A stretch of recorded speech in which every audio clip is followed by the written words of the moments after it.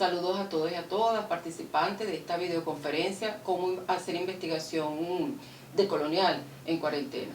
Como todos sabemos, bueno, esta cuarentena, producto de la pandemia, nos ha afectado a todos y a nosotros los educadores de la educación universitaria más, porque nos hemos dedicado a desarrollar herramientas y estrategias para fortalecer nuestra docencia universitaria. Pero nosotros como educadores no solamente tenemos en educación universitaria la función de docencia, también tenemos la función de investigación. Y tal vez eso, bueno, por esta situación no hemos desarrollado mucho esas cualidades para eso. Por eso la intención de esta videoconferencia, de dar algunos elementos para ir logrando hacer investigación desde la casa, porque tenemos que mantenernos en casa, ¿verdad? Tenemos que mantener estas normas de seguridad, de bioseguridad en nuestra casa para garantizar que no se siga expandiendo esta pandemia. Bien, seguimos los lineamientos de nuestro ministro de Educación Universitaria, el doctor César Trompi, los lineamientos de nuestro rector, el doctor Alberto Quintero, rector de la Universidad Nacional Experimental de los Llanos de Ezequiel Zamora, de la doctora Yajaira Pujola, la vicerrectora de Planificación y Desarrollo Social de la Universidad de Ezequiel Zamora, Barinas, y de quienes habla, que ya les dije, María Rodríguez, jefe del programa de Ciencias Sociales y Económicas en Barinas, en el vicerrectorado de Planificación y Desarrollo Social. Esta videoconferencia, como lo pueden ver allí, se denomina ¿Cómo hacer investigación decolonial en cuarentena? Tenemos de moderador al profesor Bernardo Aray, que es el jefe del programa del Sistema de Creación Intelectual en Barinas. Entrando en materia, hablamos de que es una investigación decolonial porque queremos que la decolonialidad sea lo que guíe, es decir, que investiguemos en el orden de contribuir a quitarnos todos esos falsos valores y concepciones que se nos impuso de la colonia en todos los planos de la vida. En cuanto a la concepción de investigación, ahí trabajamos un poco con Jacqueline Hurtado, que investigar es eso, es indagar, es buscar evidencia, pero para buscar y construir nuevos saberes, nuevos conocimientos. Entonces, pero eso de que lo que entendemos por conocimiento y el método para indagar y sobre todo y además lo que consideramos datos o evidencia, eso depende del modelo epistémico en el cual nos basemos. Bueno, Jacqueline Hurtado nos dice allí de varios modelos epistémicos. Según el autor hay cualquier cantidad de modelos, pero quisimos escoger esto. El empirista que asume que los datos son los que entran por cualquier sentido de la experiencia, ¿verdad? El positivista, que es el que cree que es el único que existe en este mundo, que es el que cree que la realidad es observable, medible y cuantificable, y eso es lo único que se debe investigar. Y bueno, con lo que ellos denominan método científico y a través del método hipotético deductivo. Tenemos el materialismo histórico, Carlos Marx, que entiende o asume que toda realidad para poder ser comprendida debe estudiarse las causas materiales que la determinan y las concepciones históricas, no en un momento, sino toda la historia que determina un momento y una realidad específica. Uno que se inspira en Marx es este pragmatismo sociológico de Mao Zedong, que dice que no, si una investigación que no transforma no es investigación. Y él crea el término investigación-acción, que luego Orlando Falborda en Colombia lo denomina investigación-acción participativa y Kurt Lewin lo denomina investigación-acción. La diferencia es que la investigación-acción participativa es la que se hace con la comunidad como parte de la investigación y no el investigador y la comunidad como objeto, ¿verdad? Y para transformar, mientras que la de Kurt Lewin es investigación para resolver un problema pero no busca transformar estructura. Tenemos también ahí el estructuralismo, que no busca ni transformar ni plantearse hipótesis, sino descubrir o buscar esas, digamos, estructuras invisibles, como dicen ellos, y buscar explicarlas. Y el racionalismo, que para ellos razonar es explicar y es, bueno, determinar un problema específico, ver todos los aportes teóricos que se han hecho, que pueden ayudar a explicar ese problema y luego hacer unas conjeturas y unas reflexiones sobre eso para explicar ese problema. Se oye muy fácil, pero es una de las investigaciones más complejas y ahí tenemos, por ejemplo, a la teoría de la evolución, que es fundamentalmente racionalista, que no es como el positivismo que busca, tiene que es una evidencia de la experiencia, de un laboratorio, de un dato, sino son datos iguales o digamos, son evidencias pero fundamentalmente teóricas. Ahí bueno, ¿qué no es investigar? Debemos tener claro lo que no es investigar, emitir una opinión, hacer una especulación, hacer una reflexión imaginativa, o sea, todo lo que no, que sea hacer una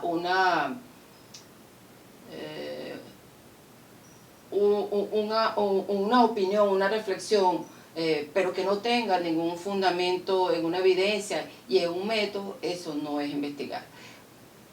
Por eso allí tenemos ese esquema bien interesante que nos presenta Jacqueline, de entonces ¿qué es investigar? Es un procedimiento metódico, sistemático, que busca generar un nuevo conocimiento para cualquiera de esos elementos, para explicar, para analizar, para cambiar, para transformar, pero siempre es metódico, busca evidencia y hace reflexiones sobre un conocimiento nuevo.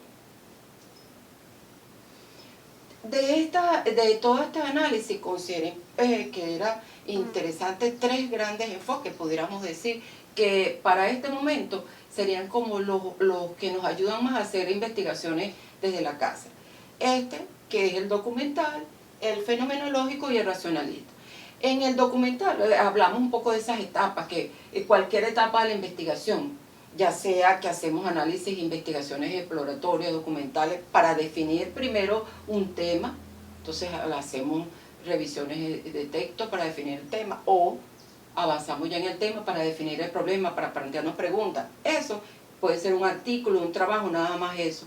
Otro para definir la pregunta que queremos, hacemos toda una investigación documental, eso también puede ser un artículo. Ya tenemos el problema, pero queremos ver esos antecedentes teóricos y en eso quiero pararme un poquito porque generalmente consideramos en estas investigaciones que un antecedente teórico, no, son las 5 últimas investigaciones hechas. No, la idea real de dónde surge eso, de los antecedentes históricos y teóricos, es de una investigación en la que un biotecnólogo primero hace una investigación medio exhaustiva de esa enfermedad, cuándo fue la primera vez que se diagnosticó, en qué época, en el siglo XV, la estudia cómo se interpretó en el XV, con quiénes, qué concepción cultural y social había detrás, que esa concepción determinó la manera como se diagnosticó y la manera como se atendía, después cómo fue cambiando esa concepción, producto también de avances en la ciencia con elementos que pudieron ir profundizando en el diagnóstico, en los estudios, pero no es que buscó las 5 últimas investigaciones, sino que hizo un estudio real. Entonces, nada más eso es un avance de una investigación, ¿no?, que se puede hacer.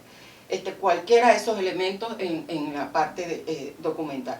En la parte fenomenológica podemos investigar nuestra propia realidad con una autoetnografía, investigar a nuestros estudiantes, ver de esa data que tenemos, cuántos nos reprobaron, cuántos no, y agarrar de repente 2 y hacerle una buena entrevista vía telefónica, no tienen que hacerla presencial, llámenlo y graben las entrevistas y hagan un análisis cualitativo de esa entrevista, de esas vivencias, de lo que él sintió, por lo que pasó, ¿verdad? Tanto puedes agarrar 2 estudiantes de los que salieron más exitosos y 2 de los que abandonaron o salieron mal y hagan un análisis de esa experiencia y la de ustedes como parte de esa, por ejemplo, con un método de autoetnología.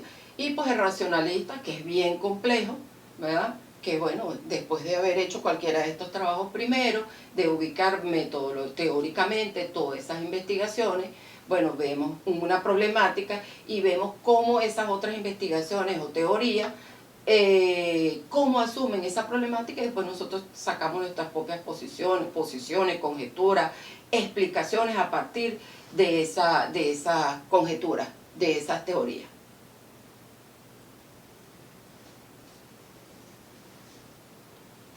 Bien, en términos de esa primera que tiene que ver con lo documental, tenemos por ejemplo la revisión documental. Ese es un estilo o un tipo de artículo que algunas revistas piden a expertos. Una revisión documental, y ustedes pueden buscar en muchos métodos para hacer revisión documental, y hay revistas que tienen específicamente artículos de revisión documental. Es una revisión profunda de un tema, con todas sus aristas, con todos sus autores, con todas sus formas de abordarla.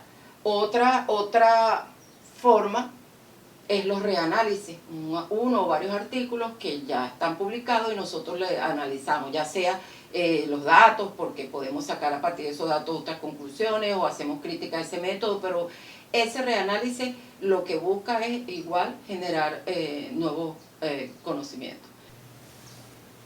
Bien, otras son las publicaciones inacabadas. Usted puede tener una investigación inacabada y hay revistas que sacan avances de investigaciones. O sea, no tiene que ser la investigación completa, usted dice que es una parte de esa investigación y la saca.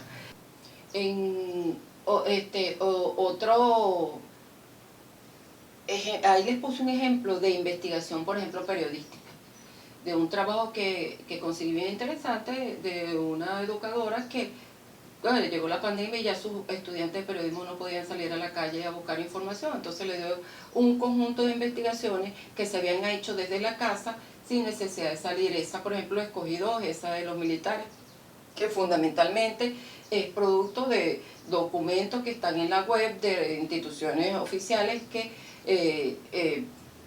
lo desclasifican y son públicos.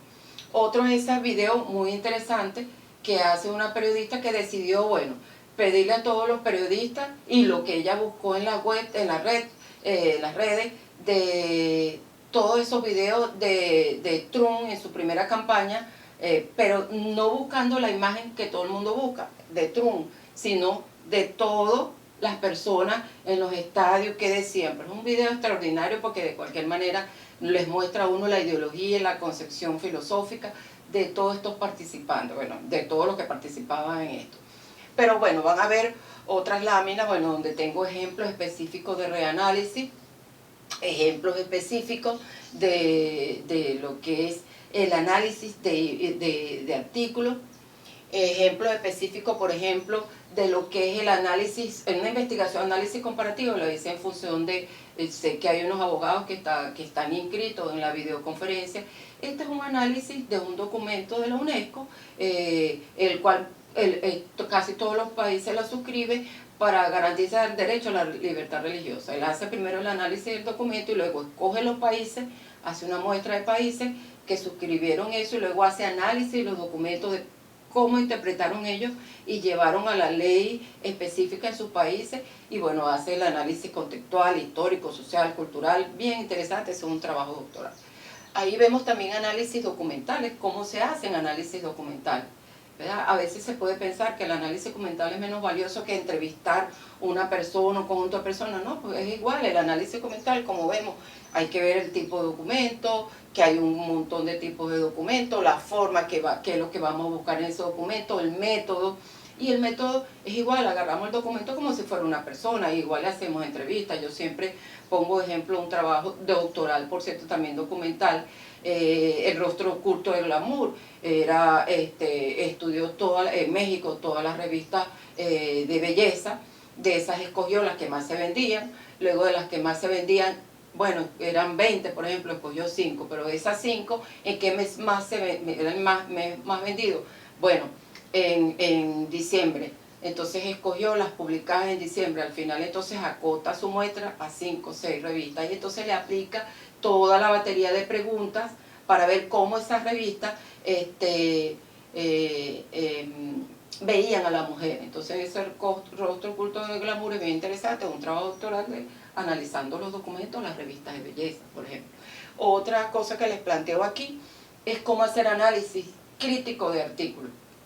Este guión que les estoy presentando allí, que ustedes pueden tomarlo, me parece bien interesante porque ese es un trabajo que analicé, que es un trabajo que se hace sobre unas revistas específicas. Se tomó esa misma revista, todo lo que había publicado, se hicieron análisis en términos de para ver los artículos si cumplían con estos criterios que están allí, además de los criterios propios de la revista, de extensión del artículo, de las normas APA, todo eso, luego estos análisis. Yo creo que, bueno, sería interesante, y ustedes pueden agarrar una revista nuestra, todo eso está publicado, todos los artículos que tiene, y le aplican esto, sería interesante para, bueno, para ver la calidad de la socialización y publicación de nuestros artículos.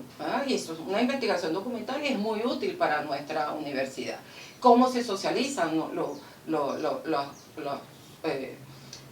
investigaciones de nuestra universidad?